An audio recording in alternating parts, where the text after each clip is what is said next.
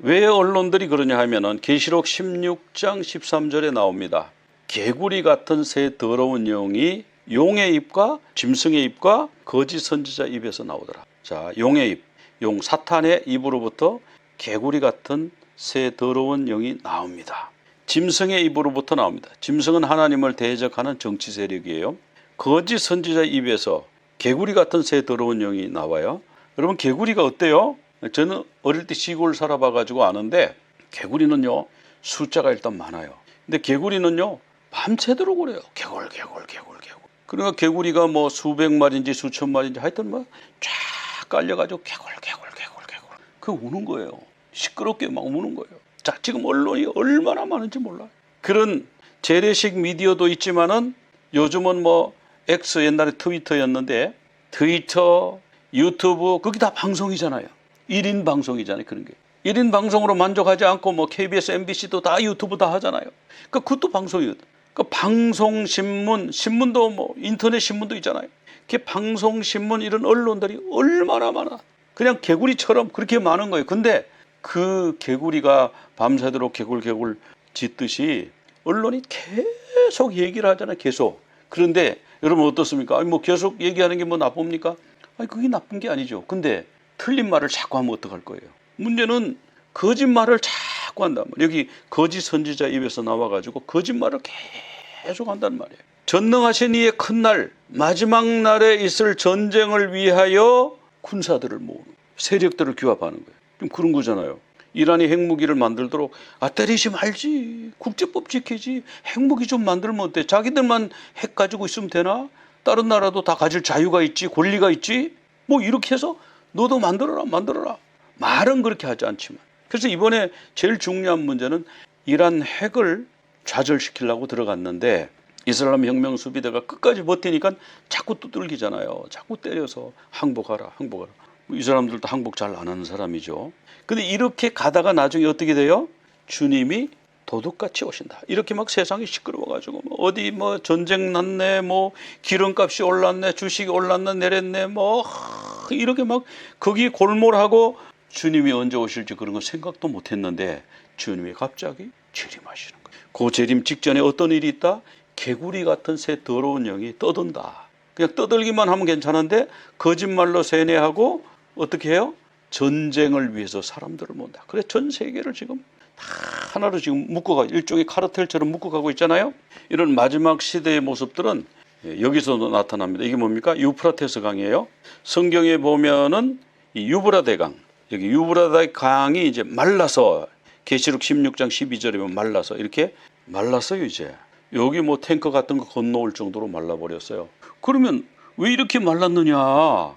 요거는 인위적인 요소가 많아요. 위에 터키가 댐을 갖다가 막 만들었어요. 그러니까 밑으로 내려가던 물이 지금 말라가지고 지금 이라크도 난리가 났고 지금 이쪽 뭐 쿠웨이트 여기는 본래 물이 없는 데지만 물이 없어. 강바닥이 다 말랐어요. 자, 이건 인위적으로 유프라테 강이 말랐는데 이것은 성경 말씀이 지금 강이 말라서 그대로 이루어졌죠.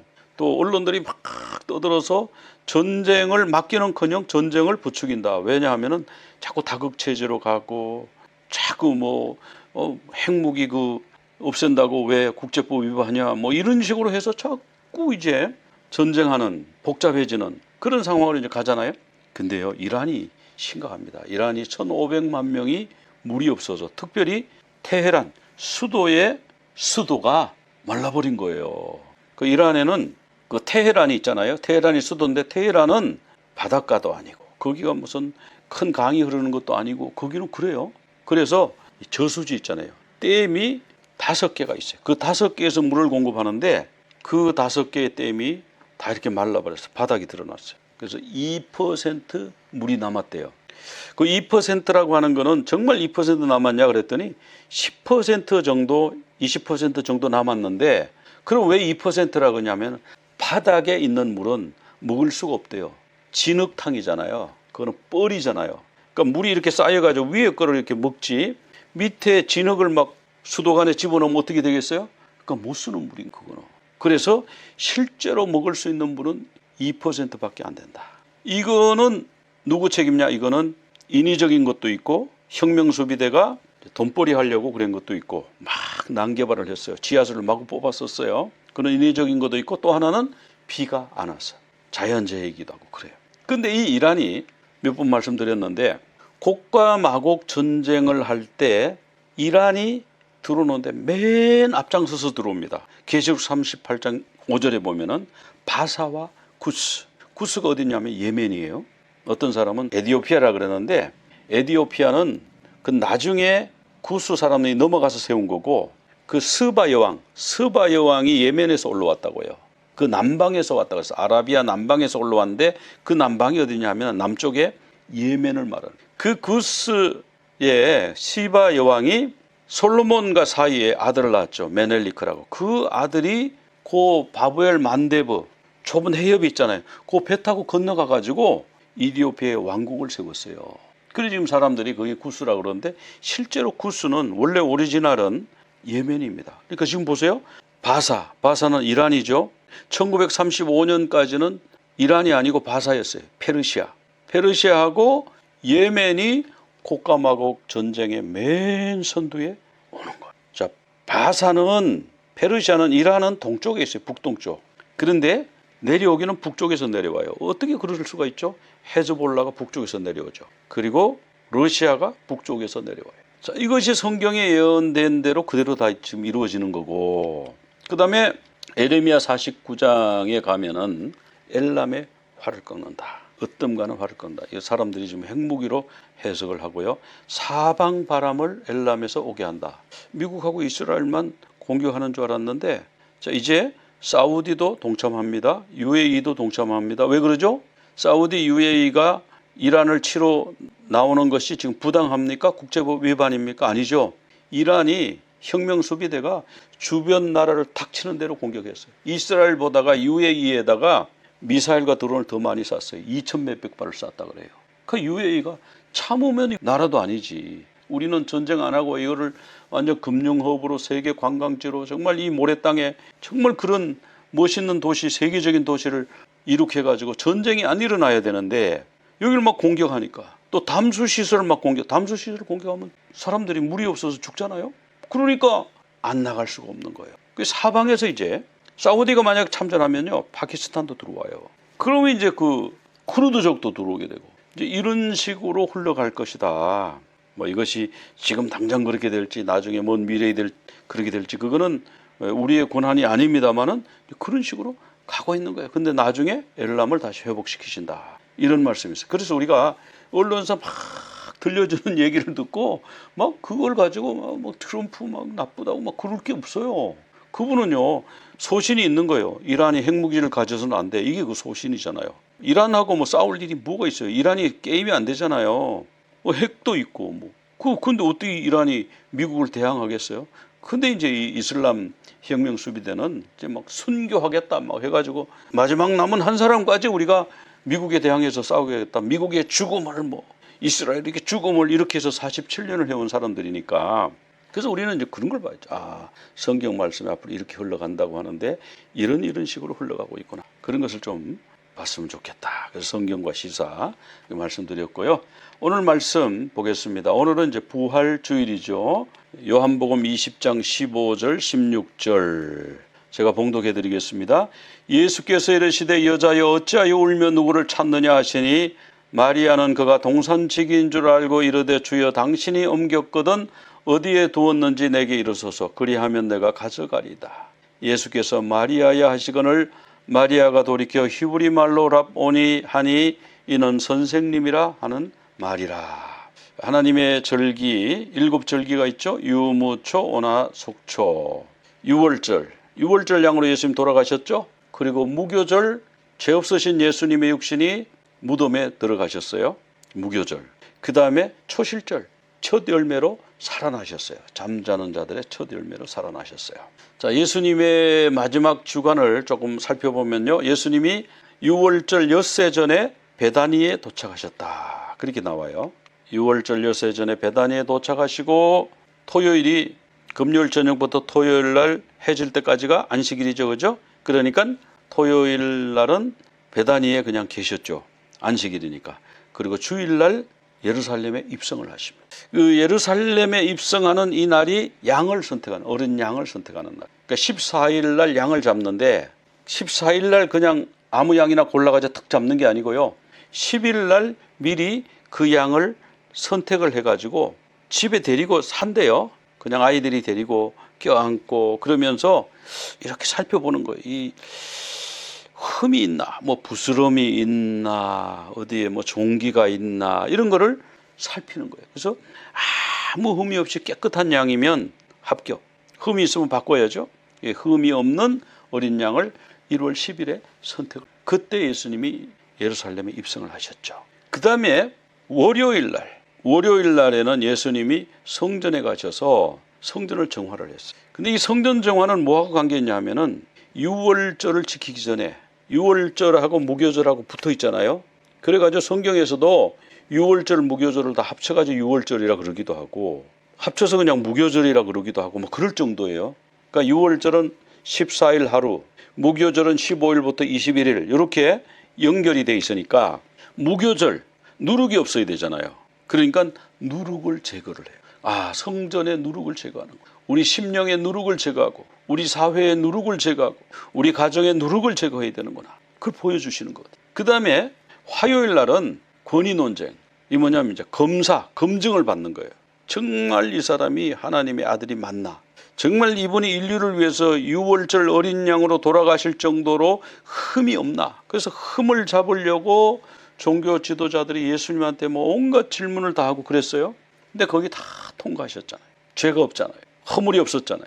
그리고 저녁에 감람산에 가서서 종말론 강의를 하셨어요. 그리고 수요일에는 한쪽에서는 예수님을 팔 궁리를 하고 가룟 유다가 은30에 예수님을 팔겠다. 돈 받아오고 한쪽에서는요 예수님의 장례를 준비하는 향유옥합을 깨뜨려서 예수님의 몸에 붓는 그 일을 한 거예요. 드디어 목요일입니다. 목요일부터 유월절이 시작이 되는데 유월절 세데르, 우리가 지난주까지 유월절 세데르 예배 드렸죠. 유월절 세데르 마치시고, 세데르는 이제 만찬 뭐 그렇게 번역하면 돼요. 유월절 만찬 드시고 레오나르도 다빈치는 최후의 만찬이라고 그랬죠. 그 만찬 드시고 겟세마네 가서 기도하시고 체포되시고 신문 받고 십자가에서 돌아가시는데 빌라도가 3번이나 이 사람은 죄가 없다 선언했어요. 유월절 어린 양으로 인류를 대속해서 돌아가시기에 아무 흠이 없는 어린 양이다. 아무 죄가 없다 선언을 받았어요. 양 잡는 시간 오후 3시에 돌아가시고 그리고 그 시신을 세마포로 감아서 무덤에 장사 지내고 안식일에는 무덤에 계셨고 주일날 새벽에 예수님이 부활하셨어요. 그래서 오늘 이제 부활에 대해서 우리가 살펴보는데요. 자, 예루살렘 입성, 월요일 성전 정화, 화요일 권위 논쟁했죠. 종말 말씀 전했죠. 수요일 날 예수님을 파는 음모를 진행하고 향유옥합을 부어드렸죠. 목요일 날 유월절 세데르 드셨어요. 금요일 날 십자가에 달리시고 금요일 날 오후 3시에 양 잡는 시간에 예수님이 돌아가셨죠. 무교절이 시작되면 이제 맞자를 먹는데 무교병 맞자를 먹는데 그 무교병을 보면 못자국이 있어요. 못자국. 나 위에 십자가에 못 박히신 예수. 여기저기 채찍 자국이 있어요. 주름이 있어요. 그리고 불에 그을렸어요. 나 대신 심판받으신 예수님. 여기 이렇게 터졌어요. 채찍에 맞아서 터졌어요. 우리 주님. 우리 주님의 육신을 상징하잖아. 우리 주님이 십자가에 못 박히시고 채찍질 당하시고 머리에 가시관 쓰시고 돌아가실 때 뭐라고 돌아가셨어요? 다 이루었다. 다 이루었다. 테텔레스타이. 그랬더니 성전의 휘장이 엄청 두꺼워요. 성전 휘장이 왜 두꺼울까? 그 성전 휘장에 짐승이 피를 뿌리거든요. 그럼 그 휘장을 걷어가지고 물에 빱니까? 그리고 그 휘장을 버리고 새 휘장을 갖다 답니까? 그러지 않는 거예요. 거기다 또 덧대고 새 천을 덧대고 뭐 그런 것 같아요. 그래서 두꺼운데 굉장히 두꺼운데 말이 이쪽에서 한 마리 이쪽에서 한 마리 줄로 묶어가지고 휘장을 당겨도 안 끊어질 정도로 튼튼했대요. 그런데 예수님이 운명하시자 십자가에서 돌아가시자 이 휘장이 위에서부터 아래로 착 찢어졌는데요. 이 휘장은 곧 예수님의 육체라. 우리 위에서 갈라지신 육신이 갈라지신 예수님의 모습이에요.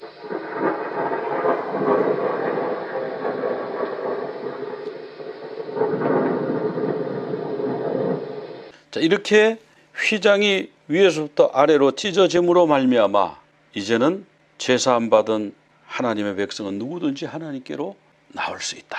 그 나아가는 길을 우리 주님이 열어주신 거죠. 토요일은 무덤에 계셨어요. 로마 병정들이 지켰어요. 큰 돌을 굴려놓고 막았죠. 자, 이 바위로 판 무덤에 안식일 전날이 15장 마가복음 15장 42절에 보면은 안식일 전날 장사 지냈습니다. 그러니까 안식일 날 예수님이 무덤에 계셨던 거예요.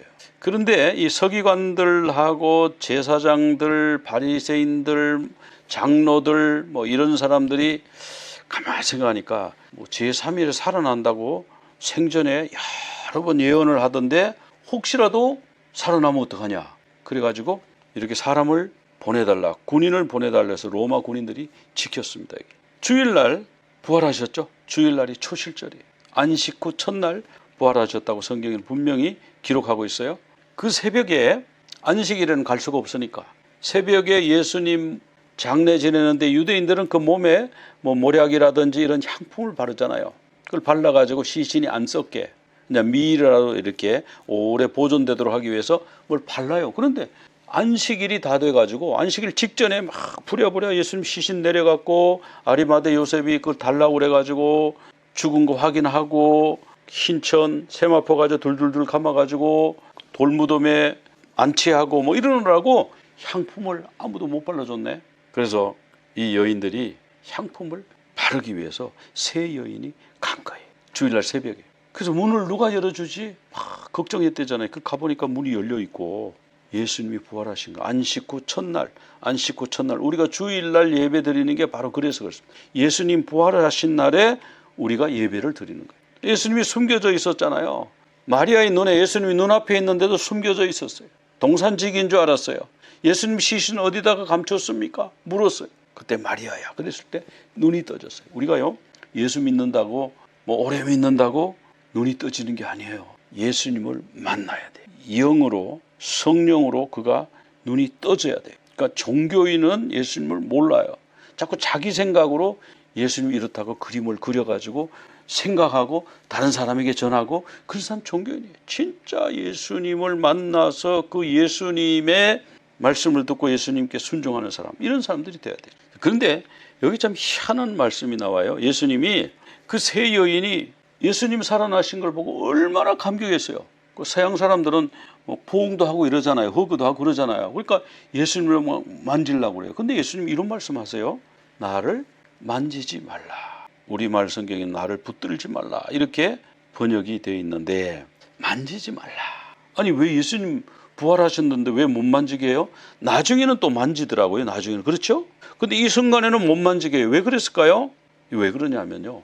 예수님이 초실절의 첫 열매로 부활하셨기 때문에. 초실절이 첫 열매잖아요. 열매실자잖아요. 첫 열매, 잠자는 자들의 첫 열매로 부활하셨기 때문에 만지지 말라. 왜? 하나님께 드려진 다음에 만져. 초실절에는요. 하나님께 흔들어서 드리고 나서 곡식을 먹는 거예요. 음식을 먹는 거예요. 보리 농사가 잘 됐어요. 그중에서 제일 잘 익은 보리 한 단을 베어가지고 묶어가지고 성전에 제사장한테 갖다 바치기 전에 거기서 흔들어서 하나님 앞에 요제로 드리기 전에는 지금 우리 떼거리가 떨어졌는데 밭에 가서 그 좀 베어지 뭐 좀 먹지 뭐. 그거 안 된다는 거예요. 하나님한테 제일 먼저 바치고 보리 한 단 바치고 나머진 단 네가 먹으라. 그 바치기 전에는 못 먹는 거예요. 아직 예수님이 하나님께 바쳐지지가 않는 거예요. 올라가지가 않는 거예요.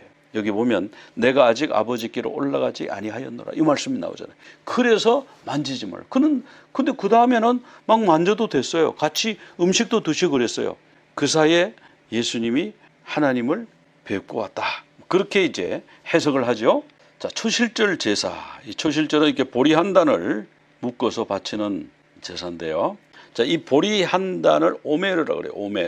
오메르를 안식일 이튿날, 주일날 아침에 해야 되는 이유가 있죠. 예수님도 나 몸에 손대지 마라 그랬어요. 아버지를 배웠고 나서 내 몸에 손을 대도 좋다. 보리 한 단을 하나님한테 바치고 나서 너희들이 마음껏 먹어도 좋다. 바치기 전에는 먹지 말라. 이것이 초실절 규례잖아요. 야, 예수님은 유월절 어린 양으로 돌아가시고 무교절에 또 그 무교병으로 예수님은 장사 지낸 바 되고 초실절에는 잠자는 자들의 첫 열매 초실로 부활을 하신 거예요. 그 규례가 다 성경에 나오는 규례대로 그대로 다 지켜진 거예요. 내 몸에 손대지 말라. 나를 만지지 말라. 아직 내가 아버지를 뵙기 전이다. 지금 방금 부활하신 것 같아요. 자, 예수님은 잠자는 자들의 첫 열매다. 성경에 나오죠. 고린도전서 15장 20절. 이 잠자는 자들의 첫 열매 부활이잖아요. 예수님이 첫 번째 부활한 사람이죠. 예수님이 부활하고 나니까 예루살렘에 뭐 무덤 문이 열리고 그때는 돌을 파가지고 그 속에 시신을 넣어놓으니까 거기 시신들이 살아가지고 나왔다는 거예요. 성경이 그렇게 나오잖아요. 그거 왜 그래요? 예수님이 먼저 부활하시니까 그 다음에 많은 사람들이 믿는 자들이 부활할 것을 예표로 보여주신 거잖아요. 근데 만약 우리 교회에서 부활을 얘기하지 않는다면, 우리가 부활을 믿지 않는다면 우리는 어떤 자다? 고린도전서 15장 19절에 보면 더 불쌍한 자. 아니 부활하지도 않고 한번 죽으면 끝날 건데, 우리 육신이 죽으면 그냥 땅에 들어가서 한 줌의 흙으로 썩어버릴 건데 뭘 그렇게 신앙생활하는데 뭐 삼가고 조심하고 놀러 갈 것도 안 가고 쓸 것도 못 쓰고 왜 그러냐 말이에요. 부활이 없다면. 그럼 부활이 없으면 자기 마음대로 먹고 싶은 대로 먹고 하고 싶은 대로 하고, 싫은 사람 있으면 뭐 때리기도 하고 뭐 피해도 주고 뭐 그렇게 살지. 어차피 그냥 한번 죽으면 끝인데. 근데 그게 아니라는 거예요. 죽고 나서 부활이 있다는 거예요. 부활이 없으면 우리는 얼마나 삼가고 조심하고 살았냐. 제일 불쌍한 사람이지. 근데 부활이 있어요. 나중에 그 부활한 영혼들을 모아서 생명력의 이름이 있는지 없는지, 예수 그리스도를 믿는 사람인지 안 믿는 사람인지 가려내고, 행위록을 보고 그 사람의 행동이 착하게 살았는지 악하게 살았는지 다 골라낸단 말이에요. 부활의 의미는 그런 게 있습니다. 그래서 우리가 교회에서 부활을 얘기를 안 하고, 교회에서 부활을 안 믿으면 그 뭘 믿는 거예요? 뭘 잠자는 자들의 첫 열매로 우리 예수님 부활하시고, 그리고 승천하시고, 예수님 승천하시고 나서 성령께서 오순절 마가다락방에 막 임하셨잖아요. 그럼 끝입니까? 그 다음 순서가 뭐가 있죠? 예수님 재림. 여기까지가 풀코스잖아요. 그 다음에 영원천국, 뭐 천년왕국이 있고 뭐 영원천국이 있고, 예수님 재림 이 다음에 갈라지잖아요. 천국에 갈 사람, 지옥에서 갈라. 그런데 재림까지는 우리가 믿어야지. 우리가 얘기를 해야지. 근데 예수님 재림할 때 예수님이 첫 열매잖아요. 첫 열매. 우리는 뭐냐? 우리도 부활해야 될 거 아니에요? 우리도 부활해야 되는데 주님과 한 단으로 묶인 자라야 부활을 합니다. 여기 고린도전서 15장 23절에 보면은 먼저는 첫 열매인 그리스도요. 부활하는데 그리스도가 제일 먼저 부활하잖아요. 그 다음에는 뭐예요? 예수님이 강림하실 때에 부활하는데 누가 부활해요? 그리스도에게 속한 자가. 성경이 분명히 그렇게 되어 있죠. 속한 자라야 부활한다. 그럼 예수님께 보리 한 단에 그 묶여있는 자라야 된다는 얘기인데, 어떻게 하면 예수님과 묶여서 부활할 것인가? 어떻게 하면, 무엇으로 주님과 한 단이 되느냐? 로마서 8장 9절에 보면은 하나님의 영이 우리 안에 거해야 된다. 로마서 8장 11절에 보면은 하나님의 영, 예수님을 죽은 자 가운데서 살리신 하나님의 영이 우리 안에 거하시면 어떻게 돼요? 그 영으로 말미암아 너희 죽을 몸도 살리시리라. 그 영으로 말미암아, 하나님의 영으로 말미암아, 그러니까 성령을 받아요. 성령으로 말미암아 우리도 부활할 것이다. 예수님 오실 때에. 무엇으로 주님과 한 단이 된다고요? 주님과 한 단이 된 자, 주님께 속한 자는 부활하는데 무엇은 끈으로 묶는다고요? 성령의 끈으로 묶는 거예요. 성령으로 묶이는 거예요. 그래서 성령을 받아야 되나. יברכך אדוני וישמרך יאר אדוני פניו אליך והוניקה יישא אדוני פניו אליך ויעשה לך שלום ויעשה לך שלום